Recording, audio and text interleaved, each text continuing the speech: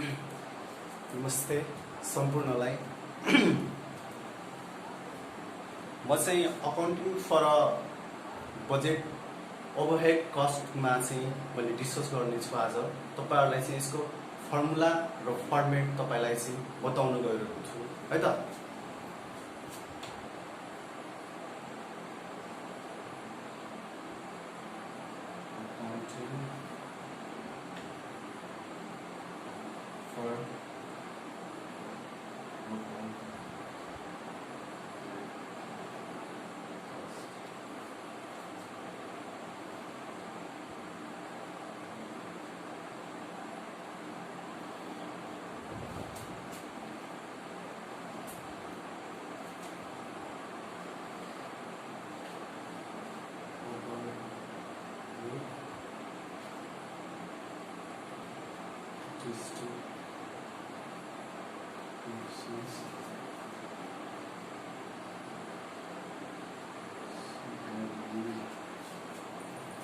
Right?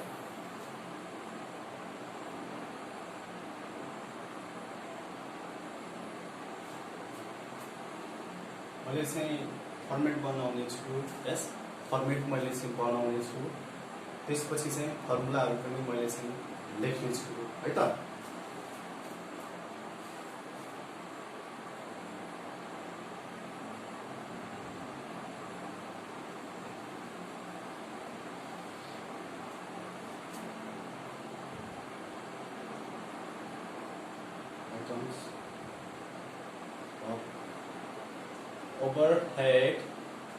Items of overhead,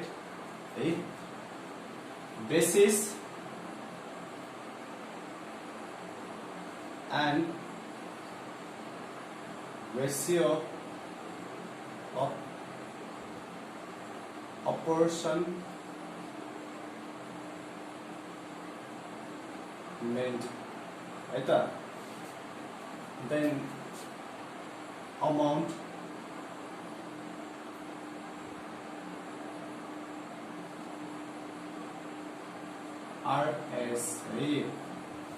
RS, right?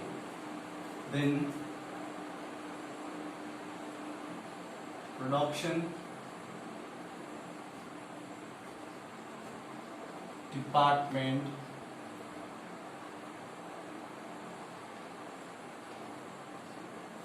service department, right?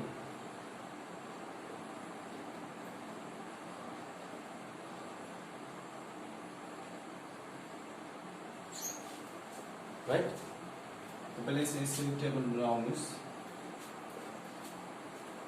यहाँ चाहिँ sorry A department, B department, then C department, है।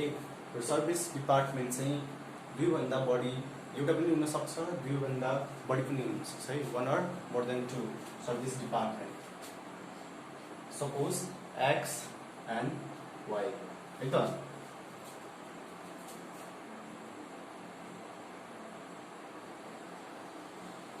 यसरी चाहिँ तपाईले टेबल बनाउनुस्।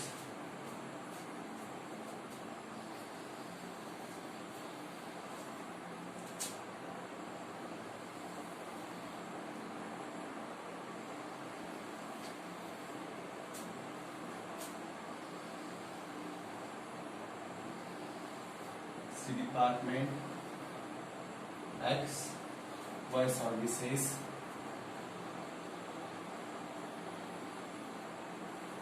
है त। अब चाहिँ आइटम्स अफ ओभरहेड तपाईले चाहिँ लेख्नुस् है। अनि त्यसपछि चाहिँ बेसिस एन्ड रेशियो अफ अपोर्सन। अब रेशियो चाहिँ क्वेशन्समा मात्रै लेख्नु पर्छ है। अब चाहिँ यसमा फर्मेटमा चाहिँ पर्दैन, बेसिस मात्रै लेख्नुस् है त।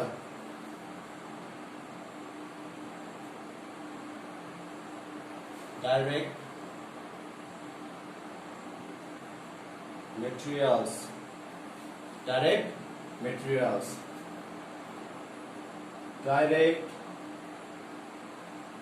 labor।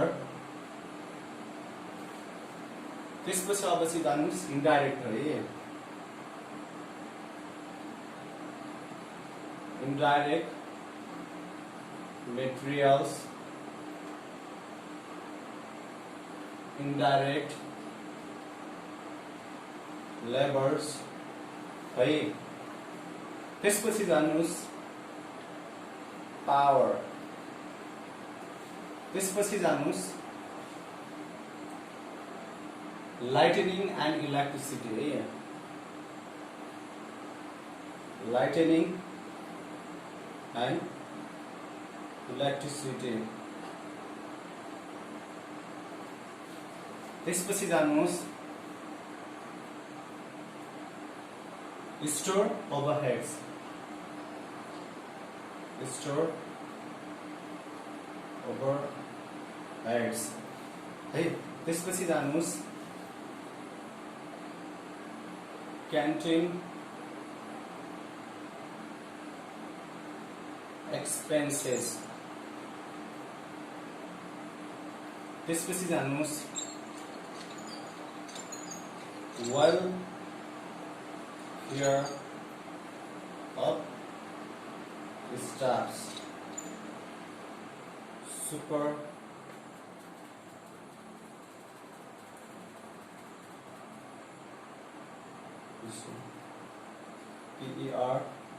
PERVISION supervision। रेड देख है। Supervision means welfare of staff, staff को चाहिँ कल्याण, सुपरभिजन रेड देख, क्यान्टिन एक्सपेन्सेस है। अनि त्यसपछि जानुस्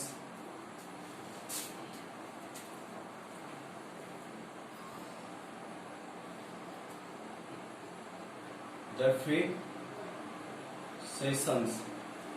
त्यसपछि जानुस् डेप्रिसिएसन्स। त्यसपछि जानुस्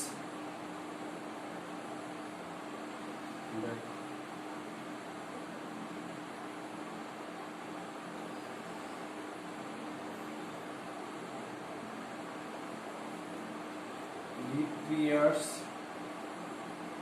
and maintenance, insurance, insurance। त्यसपछि जानुस् general and other overheads है त। general and other overheads rates। त्यसपछि rents and tax, rent and taxes मा चाहिँ जानुस् है। अब बेसिस अपर्सनमेन्ट यसको चाहिँ लेख्नुस्। रेसियो चाहिँ अब हामीले चाहिँ क्वेसन गर्दाखेरि रेसियो लेख्नु पर्दछ। अब चाहिँ समयमा चाहिँ परेन। यस एक्चुअल एलोकेटेड, डाइरेक्ट लेबर्समा पनि त्यही भयो। एक्चुअल एलोकेटेड है त। इनडाइरेक्ट मेटेरियल्स, अब चाहिँ यसमा चाहिँ के हुन्छ डाइरेक्ट मेटेरियल्स है।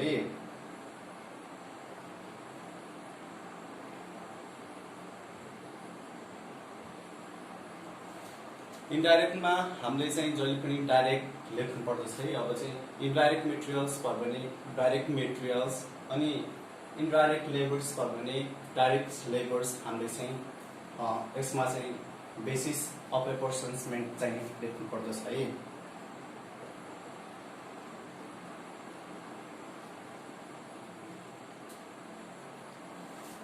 अब कुरा रह्यो पावर। पावर चाहिँ अब केसमा चाहिँ हामीले चाहिँ कन्भर्ट गरिन्छ त किलोवाट आवर्स है। Machine hours multiplied by horse power है।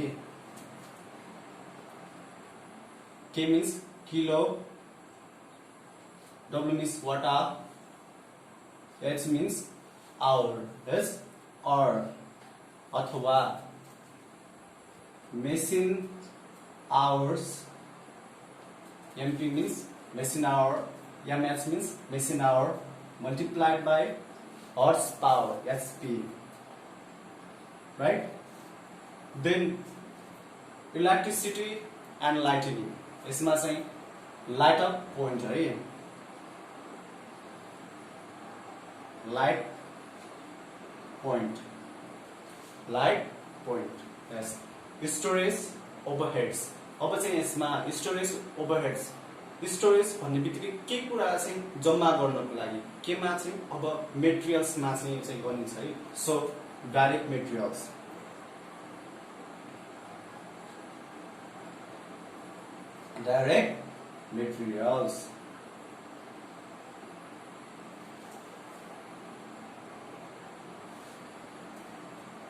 Canteen expenses. अब क्यान्टिन चाहिँ कस्तो हो, क्यान्टिन कसरी चाहिँ चलाउने, केमा चाहिँ number of staffs or number of workers है, number of staffs, welfare of staffs. अब staff आउने बित्तिकै यो पनि केमा, number of staffs, number of staffs. Then supervisions, अब रेट दे गर्नको लागि, अब चाहिँ भनौं न कुनै पनि एउटा चाहिँ अर्गनाइजेसन्समा हामी चाहिँ विभिन्न स्टाफ्सहरु चाहिँ भएर चाहिँ त्यो अर्गनाइजेसन चल्ने हो नि त. यस, र तिनीहरुको चाहिँ लाइफलाई चाहिँ तिनीहरुको चाहिँ दुःख सुखमा रेखदेख गर्नु भने त्यो चाहिँ के भयो, अब नम्बर अफ स्टाफ्स है,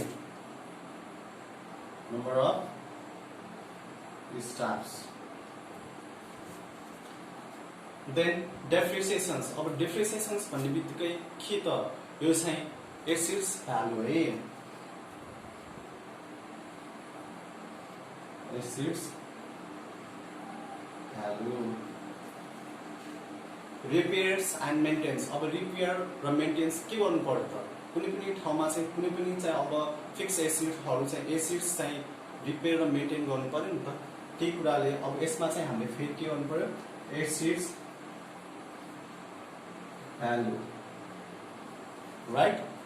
Then insurance. अब insurance यो पनि के भयो, assets value है, assets value. General and other overheads, यो चाहिँ डाइरेक्ट लेबरमा चाहिँ गरिन्छ है.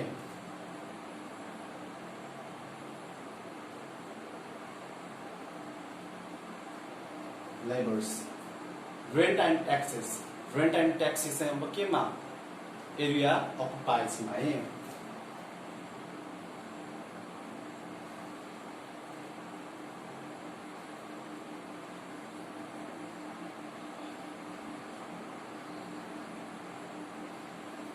अकुपाइड. अब चाहिँ अमाउन्टहरु चाहिँ इन्क्लुड गर्नुपर्ने छ हाम्रो चाहिँ है. यसमा चाहिँ amount, amount, amount, amount, amount, amount, amount, amount, amount, amount,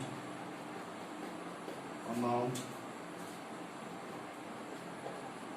amount, amount. Yes. Ra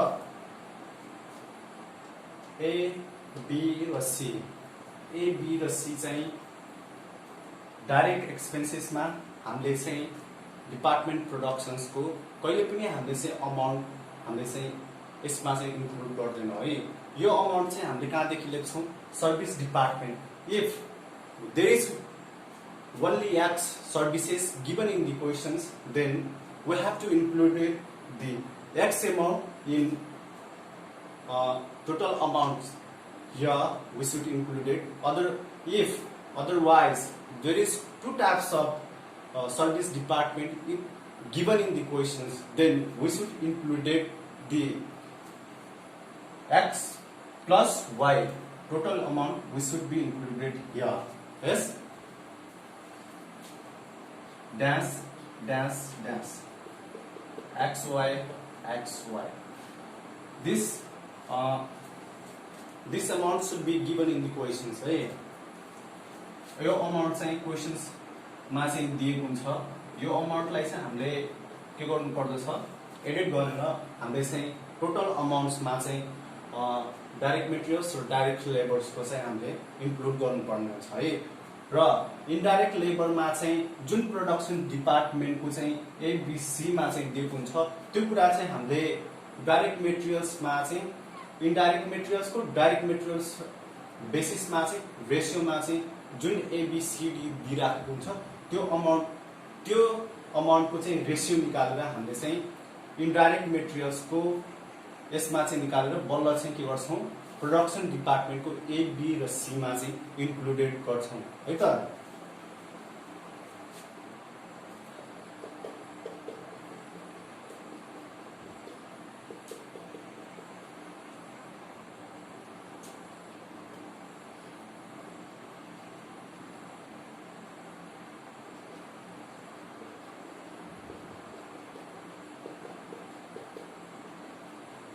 amounts है अमाउन्ट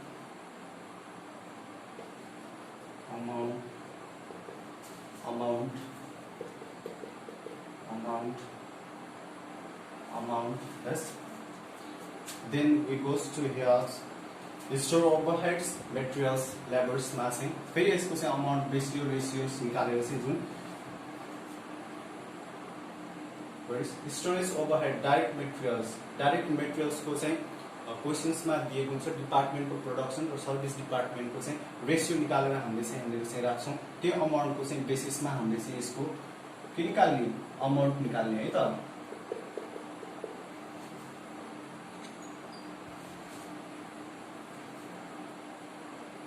देन क्यान्टिन एक्सपेन्सेस यसरी नै सम्पूर्ण ओभरहेड्सको लागि अपोर्समेन्टको लागि चाहिँ रेटहरू हामीले चाहिँ क्याल्कुलेटेड गरेर यसरी अमाउन्ट चाहिँ निकाल्छौँ सिरियल वाइज है कन्टिन्युअसली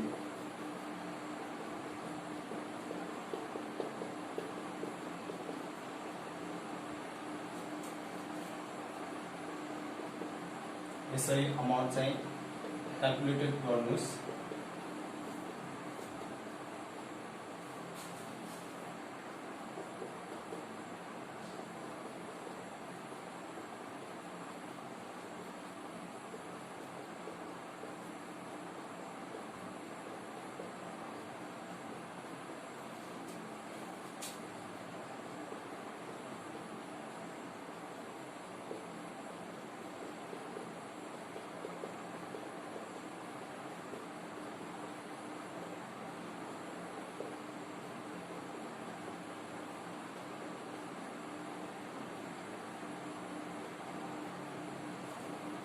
अब है total लेख्नुस् total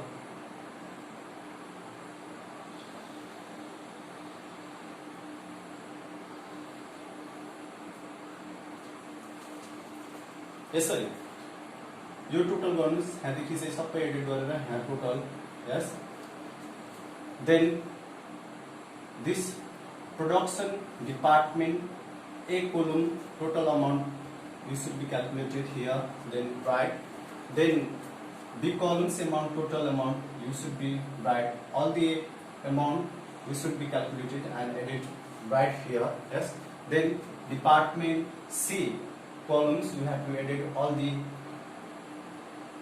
amount then total amount should be right here then service department X columns all amounts should be added then we should write here then department service Y we should be department service Y columns right all amounts should be calculated and write here yes total amount then we have to be now reapportionment right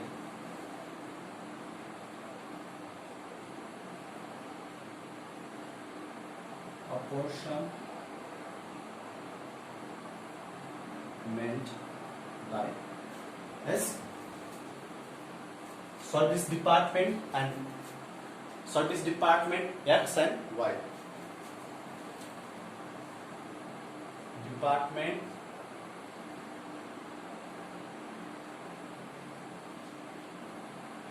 x department Y.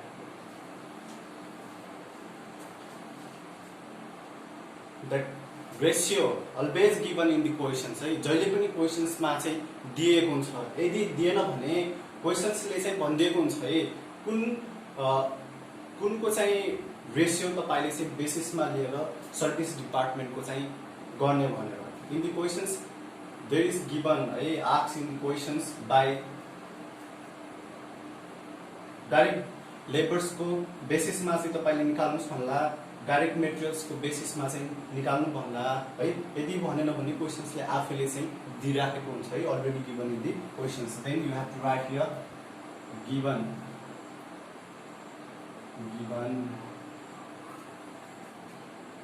then this should be we should not be right है। यहाँ केही पनि हुँदैन है। Then अब चाहिँ यही बेसिसमा x डिपार्टमेन्टको बेसिसमा जुन चाहिँ रेसियो दिएको हुन्छ यो टोटल अमाउन्ट है मल्टिप्लाइड बाई जुन रेसियो अब 1 होला 2 होला अपन अब टोटल कति छ त्यति बाई है निकाल्ने right.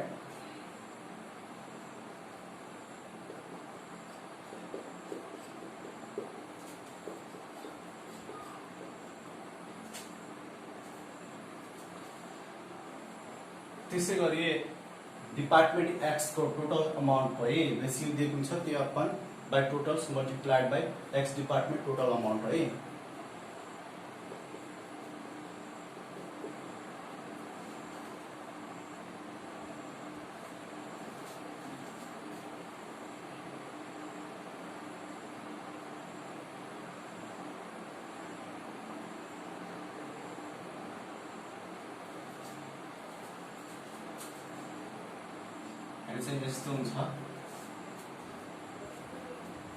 This production department A column added, B column added and C column added is equal to here's how much total amount there will be on the X department services that would be है। यहाँ चाहिँ हामीले minus जहिले पनि minus गर्ने, यहाँ चाहिँ हामीले के लेख्ने नील जहिले पनि यहाँ चाहिँ नील आउनु पर्यो है। अनि त्यसपछि चाहिँ दिस प्लस दिस वन है जहिले पनि हामीले चाहिँ यो प्लस यो गरेर जति अमाउन्ट आउँछ त्यो हामीले चाहिँ यहाँ लेख्ने है। लाइकवाइज सी अल्सो लाइकवाइज ए अल्सो है। र डिपार्टमेन्ट ए डिपार्टमेन्ट बी र डिपार्टमेन्ट सी को सबै अमाउन्ट चाहिँ जुन सर्भिस डिपार्टमेन्टको एक्समा चाहिँ दिएको छ यो अमाउन्ट र टोटल गरेर चाहिँ यहाँ कुन यो अमाउन्टमा चाहिँ आउनु पर्यो है। यहाँको पनि नील हामीले चाहिँ लेख्नुपर्छ है यस। र जुन अमाउन्ट चाहिँ यो दिएको हो त्यही नै हो टोटल ओभरहेड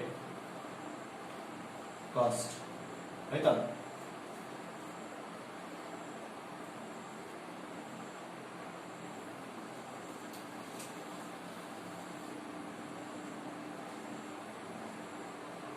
अब हामीले चाहिँ यसको फर्मुला लेख्छौं। यो कति पनि केही पनि चाहिँ गाह्रो छैन, हामीले चाहिँ आफैलाई चाहिँ गाह्रो बनाउने हो। यस राइट भन्छ नि देयर इज दिस सेइङ, मैले चाहिँ आफैलाई चाहिँ भन्छु है हुँदैन बिहानमा मिरमिरमा तारा झरेर नगए, बन्दैन हाम्रो लाइफ दिन रात मेहनत गरेर नपढे है। सिम्पल यो त केही पनि होइन नि त। यस अब मैले चाहिँ यसलाई के गर्छु यसको चाहिँ फर्मुला लेखाइदिने छु है त।